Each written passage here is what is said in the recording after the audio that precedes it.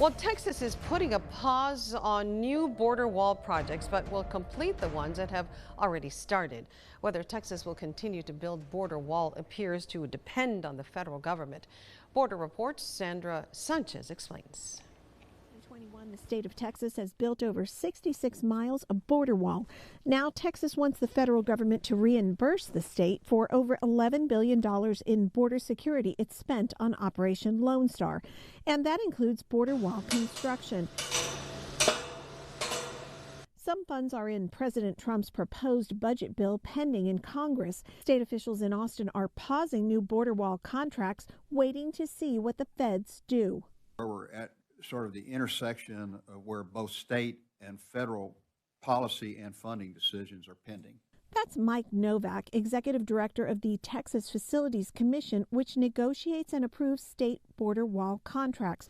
Recently, he told commissioners the agency will stop construction once it gets 83 miles of bollards built, likely next summer. Wall mileage beyond the 83 miles will depend on the pending policy decisions. 66.4 miles of wall has been installed to date. We've got major construction activities occurring simultaneously at 15 different locations in 6 border counties: Cameron, Starr, Zapata, Webb, Maverick, and Val Verde.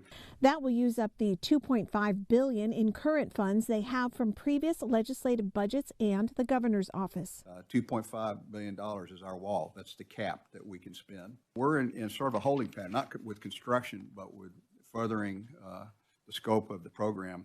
We asked Governor Abbott's office whether Texas will continue to build border wall. His spokesman said in a statement, quote, "Thanks to President Trump's bold leadership, the federal government is finally fulfilling its obligation to secure the southern border and deport criminal illegal immigrants. Because of these renewed federal assets in Texas, our state can now adjust aspects of state-funded border security efforts." A government official tells Border Report that no new border wall contracts will begin.